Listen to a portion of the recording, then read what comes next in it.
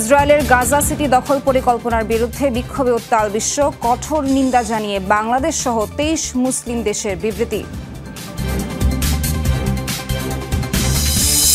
Ukraine যুদ্ধ বন্ধে অনুষ্ঠিত হতে যাওয়া পুতিন ট্রাম্প বৈঠকের সফলতা নিয়ে শঙ্কা, 1 বিন্দু জমি ছাড় না দেওয়ার ঘোষণা জেলেনস্কির।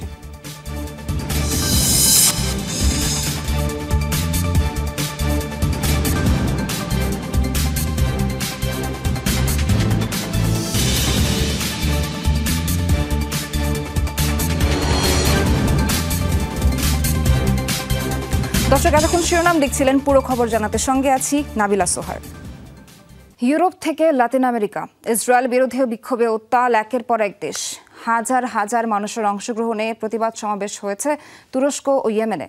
ইসরায়েলি মন্ত্রিসভায় গাজা সিটি দখলের পরিকল্পনা অনুমোদনের পর ক্ষোভের আগুন ছড়িয়েছে বিশ্বের নানা প্রান্তে। তেল আবিবের সাথে সুসম্পর্ক রাখায় অনেক দেশের নাগরিকরা নিজ দেশের সরকারের বিরুদ্ধেও ক্ষোভ ছাড়ছেন। নিজ দেশেও ইসরায়েলিদের তোপের মুখে পড়েছেন নেতানিয়াহু। ইসরায়েলের মিত্র হিসেবে পরিচিত আর্জেন্টিনার সরকার, সেই দেশেরই রাজপথ এখন ইসরায়েল বিরোধী স্লোগানে উত্তাল। ক্ষুধার্ত ফিলিস্তিনিদের আর্তনাদ সহ্য করতে না পেরে সড়কে নেমে প্রতিবাদ করেছেন শত শত আর্জেন্টাইন। তেল আবিবের সাথে সম্পর্ক ছিন্নের দাবি তুলেছেন তারা। আইসিসি নেতানিয়াহুর বিরুদ্ধে গ্রেফতারি পরোয়ানা জারি করেছে, অথচ সরকার আশ্চর্যজনকভাবে এখনও তাকে আমাদের দেশে ভ্রমণের আমন্ত্রণ জানায়। আমরা গণহত্যাকারী নেতাকে আর্জেন্টিনায় দেখতে চাই না। ইসরায়েলি আগ্রাসন বিরোধী ব্যাপক বিক্ষোভ হয়েছে লাতিন আমেরিকার আরেক দেশ চিলিতেও। হাড়িপাতিল নিয়ে অভিনব প্রতিবাদে তুলেছেন গাজায় গণহত্যা বন্ধের দাবি। ইসরায়েলের নিরাপত্তা বিষয়ক মন্ত্রিসভায় গাজা সিটি দখলের পরিকল্পনা অনুমোদন হওয়ার পর বিশ্বজুড়ে নতুন করে ছড়িয়েছে আন্দোলনের ঢেউ। স্পেনের বার্সেলোনায় গাজার নিপীড়িত মানুষের প্রতি সমর্থন জানাতে ফিলিস্তিনি পতাকা কেফিয়া নিয়ে বিক্ষোভ করেছেন স্প্যানিশরা। ফিলিস্তিনের স্বাধীনতার দাবিতে জার্মানির বার্লিনেও বিক্ষোভ করেছে নানা শ্রেণী পেশার মানুষ। তুরস্কের ইস্তাম্বুলে উত্তাল হয়েছে ইসরায়েল বিরোধী বিক্ষোভে। গাজায় লাগাতার আগ্রাসনের জন্য ইসরায়েলের শাস্তি চান তুর্কি নাগরিকরা। প্রতি সপ্তাহের মতো শুক্রবারও ইয়েমেনের রাজধানী সানায় বিশাল প্রতিবাদ সমাবেশে যোগ দেয় দেশটির হাজার হাজার নাগরিক। নেতানিয়াহু প্রশাসনের গাজা সিটি দখল পরিকল্পনায় ক্ষুব্ধ খোদ ইসরায়েলিরাই। জিম্মিদের মৃত্যুর মুখে ঠেলে দেওয়া হয়েছে বলে অভিযোগ তাদের। মিছিল হয়েছে হোস্টেস স্কোয়ার থেকে সামরিক বাহিনীর হেডকোয়ার্টার্স পর্যন্ত। চুক্তি না করে গাজায় হামলার মাত্রা বাড়ালে নেতানিয়াহুর পিছু ধাওয়া করার হুমকি দিয়েছেন জিম্মির স্বজনরা। নেতানিয়াহুকে বলছি, আপনি যদি গাজার বাকি অংশ আক্রমণ করেন আর তার জন্য জিম্মিদের মৃত্যু হয়, তবে সবসময় আমরা আপনার পিছু ধাওয়া করব। নির্বাচনের সময় আমরা ইসরায়েলি জনগণকে দিনরাত এটি মনে করিয়ে দেব যে আপনি চাইলে জিম্মিদের উদ্ধারে চুক্তি করতে পারতেন, পরিবর্তে তাদের মৃত্যুকে বেছে নিয়েছেন। বিক্ষোভের আগুন ছড়িয়েছে লন্ডন সহ আরও বেশ কয়েকটি শহরে। মোস্তফা মাহমুদ, যমুনা নিউজ। যুক্তরাজ্যের লন্ডনে নিষিদ্ধ ঘোষিত প্যালেস্টাইন অ্যাকশন গ্রুপের পক্ষে বিক্ষোভ চলাকালে ব্যাপক ধরপাকড় চালিয়েছে পুলিশ। আটক করা হয়েছে 450-রও বেশি মানুষকে। শনিবার ফিলিস্তিনের অধিকার নিয়ে কাজ করা প্যালেস্টাইন অ্যাকশনকে নিষিদ্ধ করার প্রতিবাদে লন্ডনের ওয়েস্টমিনিস্টারে অনুষ্ঠিত হয় এই বিক্ষোভ। এ সময় পোস্টার এবং ব্যানার হাতে গাজার পক্ষে স্লোগান দেয় প্রতিবাদকারীরা। ডিফেন্ড আওয়ার জুরিস নামের একটি ক্যাম্পেইন গ্রুপ আয়োজন করেছে এই আন্দোলন কর্মসূচি। গাজা ইসরায়েলের আগ্রাসনের বিরুদ্ধেও স্লোগান দেয় তারা। গত মাসেই প্যালেস্টাইন অ্যাকশন নামে গ্রুপটিকে নিষিদ্ধ করে ব্রিটিশ সরকার। দলটির সদস্যপদ নিলে 14 বছর পর্যন্ত সাজা হতে পারে। ইসরায়েলের গাজা সিটি দখল পরিকল্পনার বিরুদ্ধে সোচ্চার মুসলিম বিশ্ব। আরব লীগ, ওআইসি এবং কাতার, সৌদি আরব, বাংলাদেশ সহ 23 দেশ যৌথ বিবৃতিতে কঠোর ভাষায় অবৈধ দখলদারিতে নিন্দা জানিয়েছে। অবিলম্বে গাজা ও পশ্চিম তীরে আগ্রাসন বন্ধের দাবি তাদের। এদিকে গাজা সিটি দখলের যে কোনো প্রচেষ্টা ঠেকাতে সম্ভাব্য সব পদক্ষেপ নেওয়ার প্রতিশ্রুতি দিয়েছে মিশর ও তুরস্ক। তেল আবিবের সিদ্ধান্ত নিয়ে আলোচনার জন্য রোববার ছুটির দিনে বিরল অধিবেশন ডেকেছে জাতিসংঘের নিরাপত্তা পরিষদ। ইসরায়েলের নিরাপত্তা মন্ত্রিসভায় গাজা সিটি দখল পরিকল্পনা অনুমোদনের পর থেকেই বিশ্বজুড়ে সমালোচনার ঝড় উঠেছে। এরই মধ্যে বিভিন্ন দেশ কঠোর ভাষায় তেল আবিবের এই পদক্ষেপের নিন্দা জানিয়েছে।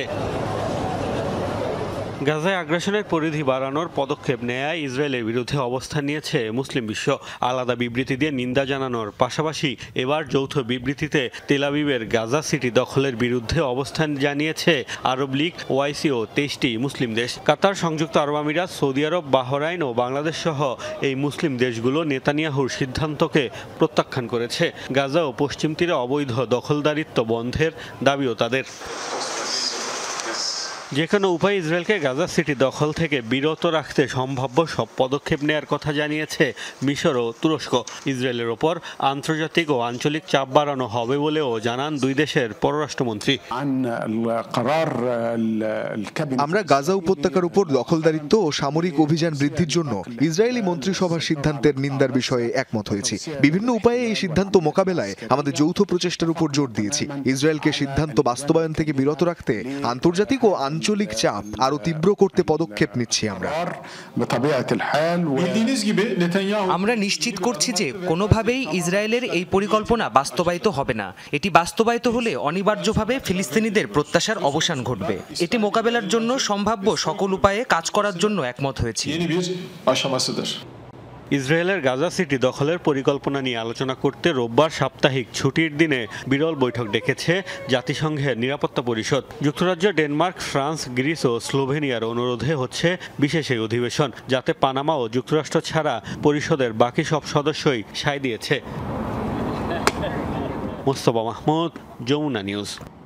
রাশিয়া ইউক্রেন পাল্টাপাল্টি হামলা চলছে। দুপক্ষের সংঘাতে বেশ কয়েকজন হতাহতের ঘটনা হয়েছে। রাশিয়ার দক্ষিণে সাতারভ অঞ্চলের আবাসিক এলাকায় ড্রোন হামলা চালিয়েছে ইউক্রেন, নিহত হয়েছে একজন। ক্ষতিগ্রস্ত বেশ কয়েকটি স্থাপনা। বিস্ফোরণের পর অগ্নিকাণ্ডের শিকার হয়েছে একটি শিল্প কারখানা। ইউক্রেনের খেরসনে 2 দিনে অন্তত 36 দফা হামলা চালিয়েছে রাশিয়া। প্রাণ গেছে 2 জনের, আহত 19 জন। জাপোরিজিয়ায় 2 জন এবং নিপ্রোপেট্রোভস্কে 1 জন প্রাণহানির শিকার। দোনেৎস্কে আরও একটি গ্রাম দখল নেওয়ার দাবি করেছে রাশিয়ার প্রতিরক্ষা মন্ত্রণালয়। পাশাপাশি কিয়েভের অন্তত 224টি ড্রোন ভূপাতিতের কথাও জানিয়েছে। ইউক্রেনে যুদ্ধ বন্ধের লক্ষ্যে অনুষ্ঠিত হতে যাওয়া ডোনাল্ড ট্রাম্প ও ভ্লাদিমির পুতিনের বহুল প্রতীক্ষিত বৈঠকের সাফল্য নিয়ে তৈরি হয়েছে শঙ্কা।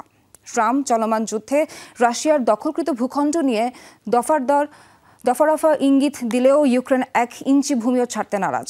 এদিকে মস্কোর বেশ কিছু কঠিন শর্তের জেরও শান্তি চুক্তি হওয়া নিয়ে তৈরি হয়েছে অনিশ্চয়তা। রাশিয়া ইউক্রেন যুদ্ধবিরতি নিয়ে কথা বলতে রুশ প্রেসিডেন্ট ভ্লাদিমির পুতিনের সাথে আলোচনায় বসতে যাচ্ছেন মার্কিন প্রেসিডেন্ট ডোনাল্ড ট্রাম্প। বহুল প্রতীক্ষিত এই বৈঠকের আগে দীর্ঘ যুদ্ধে দুপক্ষের জটিল সংঘাত পরিস্থিতি নিয়ে সৃষ্টি হয়েছে ধোঁয়াশা। চলমান সংঘাতে ইউক্রেনের দোনেৎস্ক, লুহান্স্ক, খেরসন ও জাপোরিজিয়ার বিস্তীর্ণ এলাকা দখলে নিয়েছে রাশিয়া। দখলকৃত এলাকা রাশিয়ার সঙ্গে যুক্ত করা, ইউক্রেনকে স্থায়ীভাবে ন্যাটোর অংশ না হতে দেয়া, অভ্যন্তরীণ আইনি বিষয়ে হস্তক্ষেপ সহ বেশ কিছু শর্ত জুড়ে দিয়েছে মস্কো, যা কোনোভাবেই মানতে নারাজ কিয়েভ। এমনকি ইউক্রেনের অনুপস্থিতিতে যুদ্ধবিরতি নিয়ে কোনো রকম সিদ্ধান্ত মানা হবে না বলে হুঁশিয়ারি দিয়েছেন প্রেসিডেন্ট ভলোদিমির জেলেনস্কি। যুদ্ধক্ষেত্র থেকে অনেক দূরে আলাস্কায় আলোচনায় বসার প্রস্তুতি নিয়েছেন প্রেসিডেন্ট পুতিন ও প্রেসিডেন্ট ট্রাম্প। ইউক্রেনের ভূমি ও মানুষের উপর যে আগ্রাসন চলছে তা নিয়ে আমাদের না জানিয়ে নেওয়া কোনো রকম সিদ্ধান্ত আমরা মেনে নিব না। ট্রুথ সোশ্যালে দেওয়া পোস্টে চুক্তি বাস্তবায়নে অধিকৃত ভূখণ্ডের মালিকানা দুপক্ষকে ছাড় দেওয়ার প্রস্তাবের ইঙ্গিত দিয়েছেন মার্কিন প্রেসিডেন্ট ডোনাল্ড ট্রাম্প। তবে এ নিয়েও চলছে চুলচেরা বিশ্লেষণ।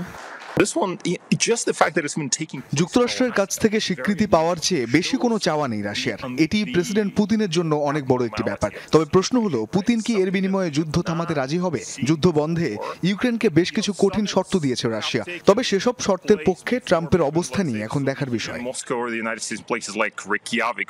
এদিকে নিজেদের ভূখণ্ড ফেরত না পেলে যুদ্ধবিরতিতে সম্মত না হওয়ার ক্ষেত্রে ইউক্রেনের অবস্থান নিয়েও চলছে আলোচনা। দখল হয়ে যাওয়া ভূমিগুলো রাশিয়ার কাছ থেকে উদ্ধার করা ইউক্রেনের পক্ষে বস্তুত অসম্ভব। এ বিষয়ে ইউক্রেনের কোনো রকম বোঝাপড়ায় না আসতে চাওয়া পরিস্থিতি আরো জটিল করে তুলতে পারে।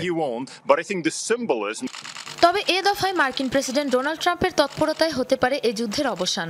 দীর্ঘ প্রতীক্ষিত মস্কো কিয়েভ যুদ্ধবিরতি বলে আশাবাদ প্রকাশ করছেন বিশ্লেষকরা। Sabrina Nusrat, Jamuna news. Donald Trump ও ভ্লাদিমির পুতিনের আলোচিত বৈঠকের আগে ব্রিটিশ পররাষ্ট্রমন্ত্রী ডেভিড ল্যামির সাথে সাক্ষাৎ করলেন মার্কিন ভাইস প্রেসিডেন্ট জেডি ভ্যান্স। শনিবার ডেভিড ল্যামির সাথে প্রেসিডেন্ট ট্রাম্পের ইউক্রেনের শান্তি প্রতিষ্ঠার প্রচেষ্টা নিয়ে আলোচনা করেন যুক্তরাজ্য সফররত ভ্যান্স। এ সময় কিয়েভের প্রতিনিধিরাও উপস্থিত ছিলেন। কথা হয় সম্ভাব্য শান্তি চুক্তি নিয়েও। এদিকে বর্তমান পরিস্থিতি নিয়ে ফোনালাপ করেছেন ভলোদিমির জেলেনস্কি ও ব্রিটিশ প্রধানমন্ত্রী কেয়ার স্টারমার। যুদ্ধবন্ধে শান্তি চুক্তির লক্ষ্যে আগামী 15 আগস্ট আলাস্কায় বৈঠকে বসবেন ট্রাম্প ও পুতিন। রাশিয়ার পক্ষে ইউক্রেনে যুদ্ধ করতে গিয়ে নিহত মার্কিন নাগরিককে মরণোত্তর অর্ডার অফ লেনিন সম্মাননা প্রদান করেছেন রুশ প্রেসিডেন্ট ভ্লাদিমির পুতিন। গেল বছর এপ্রিলে রাশিয়া ইউক্রেন যুদ্ধে অংশ নিয়ে নিহত হন 21 বছর বয়সী মার্কিন নাগরিক মাইকেল গ্লস। রাশিয়ার পক্ষে যুদ্ধে অসামান্য অবদান রাখার জন্য নিহত এই সেনাকে পুরস্কৃত করার সিদ্ধান্ত নেয় মস্কো। গ্লসের হয়ে সম্মাননা গ্রহণ করবেন তার মা, যুক্তরাষ্ট্রের গোয়েন্দা সংস্থা সিআইএর কর্মকর্তা জুলেন গালিনা। তার হাতে সম্মাননা পৌঁছে দিতে মস্কো সফররত মার্কিন বিশেষ প্রতিনিধি স্টিভ উইচকফকে দায়িত্ব দেন প্রেসিডেন্ট পুতিন। তবে এই বিষয়ে এখনও কোনো মন্তব্য করেনি মার্কিন প্রশাসন। আজারবাইজান আর্মেনিয়া শান্তি চুক্তির আওতায় প্রস্তাবিত ট্রাম্প করিডোর প্রত্যাখ্যান করেছে ইরান। শনিবার দেশটির সর্বোচ্চ নেতার শীর্ষ উপদেষ্টা আলী আকবর বেলাইতি বলেন, ককেসাস অঞ্চলটিতে এই করিডোর নির্মাণের প্রচেষ্টা বন্ধ করবে তেহরান। ট্রাম্পকে হুঁশিয়ার করে তিনি আরও বলেন, এই করিডোরের মাধ্যমে যুক্তরাষ্ট্রের ভাড়াটে সেনারা অঞ্চলটিতে প্রবেশ করবে, সেটি মেনে নেওয়া হবে না। শুক্রবার হোয়াইট হাউস ট্রাম্পের মধ্যস্থতায় শান্তি চুক্তিতে স্বাক্ষর করে আজারবাইজান ও আর্মেনিয়া। চুক্তির অংশ হিসেবে অঞ্চলটিতে Trump route for international peace and prosperity নামে একটি বিশেষ ট্রানজিট করিডোর চালু পরিকল্পনা করা হয়, যা ইরানের সীমান্তে খুব কাছ দিয়ে নির্মিত হবে। জাতিসংঘের মার্কিন উপপ্রতিনিধি হিসেবে যুক্তরাষ্ট্রের স্টেট ডিপার্টমেন্টের মুখপাত্র ও সম্প্রচার মাধ্যম ফক্স নিউজের সাবেক উপস্থাপিকা ট্যামি ব্রুসকে মনোনীত করেছেন মার্কিন প্রেসিডেন্ট ডোনাল্ড ট্রাম্প। ট্যামি ব্রুসের কাজের প্রশংসা করে ট্রুথ সোশ্যাল মিডিয়াতে পোস্ট করেন মার্কিন প্রেসিডেন্ট। জানান, নিজের দায়িত্ব চমৎকারভাবে পালন করছেন ব্রুস।